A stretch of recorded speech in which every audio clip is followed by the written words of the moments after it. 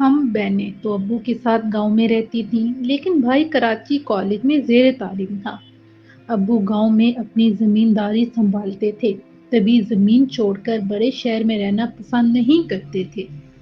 ایک روز جاوید بھائی کا خط آیا، لکھا تھا: ابا جان، یہاں اکیلے اتنے بڑے گھر میں دل نہیں لگتا، مجھے بڑی وحشت ہوتی ہے۔ آپ خدا کے لیے زینب اور آمنہ کو میرے پاس شہر بھیج دیجیے، ورنہ میں اکیلے نہ رہ پاؤں گا اور واپس گاؤں آ جاؤں گا۔ ابو اسے اچھے ادارے سے اعلیٰ تعلیم دلوانا چاہتے تھے، بیٹے کی بات کو نہ ٹال سکے۔ امی نے بھی اصرار کیا کہ بیٹا وہاں پر شان ہے۔ بوا کے ساتھ ان دونوں کو جاوید کے پاس کراچی بھجوا دو، یہ وہاں اچھے اسکولوں میں پڑھ بھی لیں گی۔ بوا میرے والد کی رشتے کی بہن تھی، ان کی کوئی اولاد نہ تھی، والد صاحب ان کو اپنے گھر لے آئے تھے، وہ ہمارا اپنی اولاد کی طرح خیال رکھتی تھی۔ یوں ہم بہنیں ان کے ساتھ کراچی آ گئیں۔ یہاں کے ماحول اور گاؤں کے ماحول میں زمین آسمان کا فرق تھا۔ گاؤں سے ہم نے نہ صرف 6 جماعتیں پڑھی تھیں، اور یہاں تو ساری لڑکیاں ہی اسکول اور کالج جاتی تھیں۔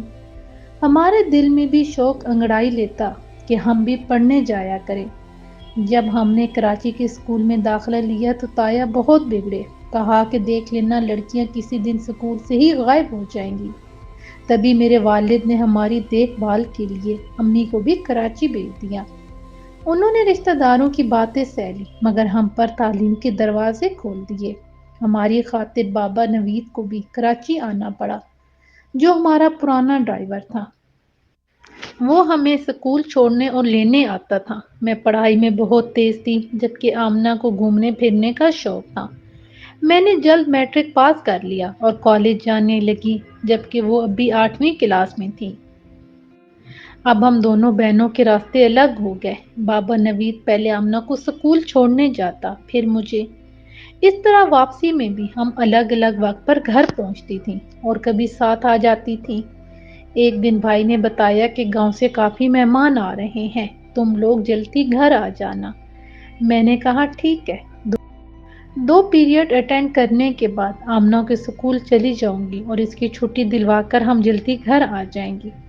کالج سے چھٹی لے کر میں آمنہ کے اسکول گئی۔ وہاں کی اس کی کلاس فیلو سے بات ہوئی۔ اس نے بتایا کہ آمنہ آج اسکول ہی نہیں آئی۔ میں خاموشی سے واپس آ گئی۔ اتنے میں چھٹی کا ٹائم ہو گیا۔ میں دوبارہ آمنہ کے اسکول گئی، دیکھا تو وہ گیٹ کے باہر کھڑی ڈرائیور کا انتظار کر رہی ہے۔ میں نے اس وقت اسے کچھ نہ کہا کہ سچ تو بتائے گی نہیں، پھر ایسے پوچھ گچھ کرنے کا کیا فائدہ۔ سوچا کہ اس کا پیچھا کر کے پتہ کروں گی آخر یہ کہاں جاتی ہے۔ ایک روز میں نے نوٹس کیا کہ آج آمنہ کچھ اہتمام سے تیار ہو رہی ہے۔ اس نے بالوں میں نئے ربن باندھے اور آنکھوں میں کاجل بھی لگایا، جبکہ وہ روز سادگی سے چلی جاتی تھی۔ آج اس کے کپڑے بھی اجلے تھے اور اس نے استری پر کافی توجہ دی تھی۔ میں اس کی تیاری اور انداز کو غور سے دیکھ رہی تھی۔ اس روز میں نے اپنا آخری پیریڈ چھوڑ دیا اور اس کے اسکول چلی گئی۔ چھٹی ہونے میں کچھ دیر تھی، دیکھا وہ اسکول سے کچھ دور نیلے رنگ کی کار سے اتری اور اپنے ڈرائیور کے انتظار میں مخصوص جگہ جا کر کھڑی ہو گئی۔ وہ اپنے خیالات میں اتنی گم تھی کہ اس نے مجھے نہیں دیکھا، یہاں تک کہ میں اس کے قریب پہنچ گئی۔ تھوڑی دیر میں ہمارا ڈرائیور آ گیا اور ہم دونوں بہنیں گاڑی میں بیٹھ گئیں۔ راستے بھر میں چپ رہی، نہ ہی آمنہ کچھ بولی۔ گھر آ کر میں نے اس سے کہا: آمنہ، تم کو شرم نہیں آئی؟ ابو نے سارے خاندان کی مخالفت کے باوجود بھیا کے کہنے پر کتنی مشکل سے ہمیں پڑھنے کی اجازت دی ہے، اور تم ان کے اعتماد کو اس طرح دھوکہ دے رہی ہو۔ کیا ہی اچھا تھا کہ ہم گاؤں میں ہی رہتی۔ جب میں نے خوب اس سے لعنت ملامت کی تو وہ رونے لگی اور مجھ سے وعدہ کیا کہ اب وہ پھر کبھی اس لڑکے سے نہیں ملے گی۔ میرے پوچھنے پر اس نے بس اتنا ہی بتایا کہ وہ بہت اچھا اور شریف لڑکا ہے اور بہت جلد پڑھنے کے لیے لندن جا رہا ہے۔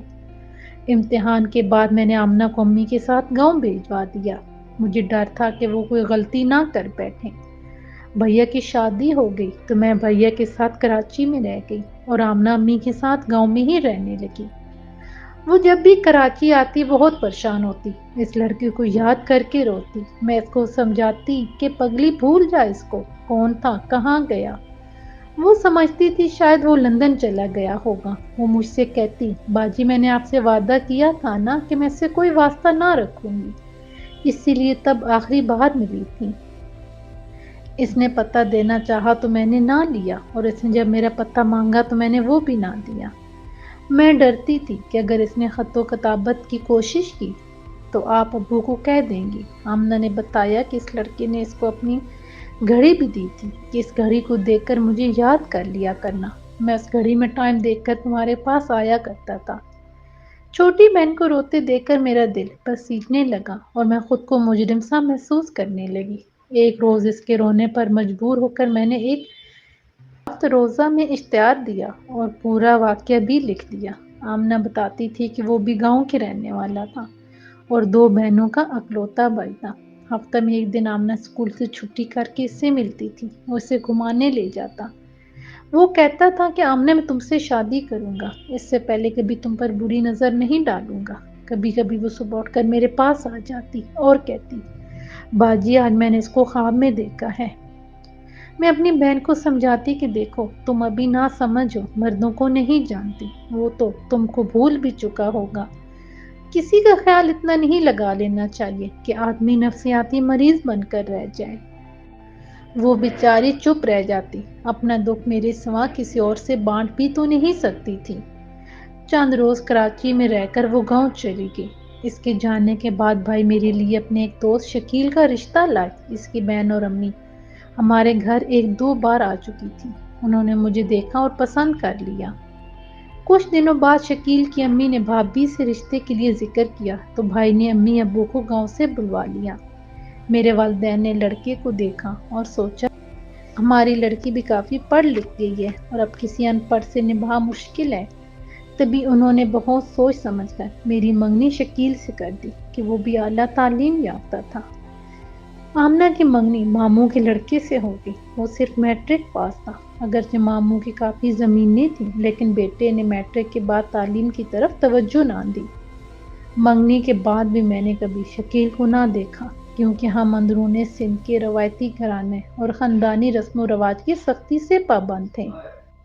ان دنوں منگیتر سے پردہ کیا جاتا تھا، اس لیے وہ بھی مجھ کو نہیں دیکھ پائے۔ جب والدہ اور بہنوں نے پسند کر لیا تو انہوں نے اپنے گھر والوں کی پسند پر بھروسہ کر لیا۔ منگنی کے بعد سے 2 مرتبہ وہ ہمارے گھر آئے، وہ بھی عید کے دوسرے روز۔ بھائی کے ساتھ آئے اور انہی کے ہمراہ کراچی چلے گئے۔ وہ صرف 1 روز ٹھہرے، وہ مردان خانے میں جو گھر سے تھوڑی دور ہی بنا ہوا تھا۔ آمنہ کو البتہ میرے منگیتر کو دیکھنے کا بڑا شوق تھا، مگر جب بھی وہ گاؤں آتی اتفاق سے شکیل بھیا کے گھر نہیں آ پاتے تھے۔ منگنی کے 6 ماہ بعد شادی کی تاریخ رکھ دی گئی اور تیاریاں ہونے لگیں۔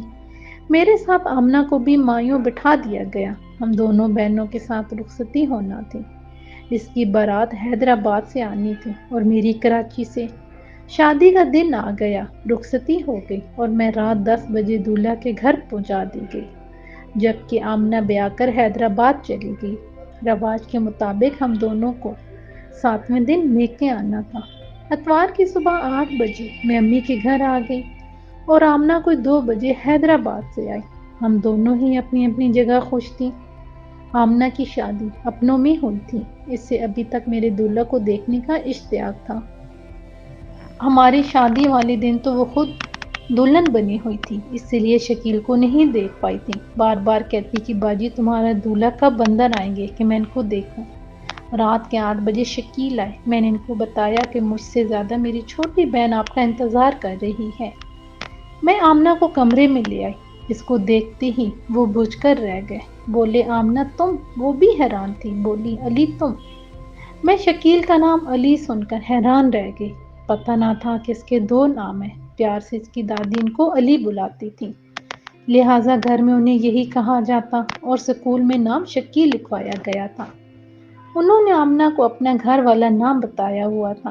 اب میری بہن کا یہ عالم کے چہرے پر خوشی کی جگہ زردی چھائی تھی، وہ بجھ کر رہ گئی اور بے ہوش ہو گئی۔ اس کو ہسپتال لے گئے، میں شکیل کے ساتھ رات کو گھر واپس آ گئی۔ میں نے ان کو قسم دے کر پوچھا تو انہوں نے ساری بات سچ سچ بتا دی، وہی باتیں جو آمنہ بتایا کرتی تھی۔ آپ نے آمنہ کو اپنا نام علی کیوں بتایا تھا؟ وہ بولے مجھے اپنا نام علی ہی پسند تھا، گھر والے بھی اسی نام سے بلاتے تھے۔ بے شک مجھے اس سے محبت تھی، مگر آج سے تم یقین کر لو کہ وہ میری بہن ہے۔ شکیل نے شاید آمنہ کو بھلا دیا تھا، لیکن وہ اس کو نہیں بلا پائی تھی۔ اس کے بعد اگر آمنہ میکے آتی تو میں ہی اس سے ملنے امی کے گھر چلی جاتی، لیکن وہ میرے گھر نہیں آتی تھی۔ شادی کو 1 سال گزر گیا، لیکن پھر کبھی آمنہ اور شکیل کا سامنا نہیں ہوا۔ مجھے اللہ تعالیٰ نے ایک بیٹے سے نوازا، آمنہ بھی ایک بچی کی ماں بن گئی۔ اس کے سسرال والے آمنہ سے شکوہ کرتے کہ وہ اداس رہتی ہے اور اس کا دل ابھی تک شور سے نہیں لگا ہے، گھر داری میں بھی دلچسپی نہیں لیتی ہے۔ ایک بار اس کا شور میرے پاس آیا اور کہا، باجی آپ اس کو سمجھائیے، وہ مجھ سے سیدھے منہ بات نہیں کرتی۔ یہ سن کر مجھے بہت دکھ ہوتا ہے، مگر میں اس کو کیا سمجھاؤں کہ مجھے خود اپنے سرتاج سے محبت تھی۔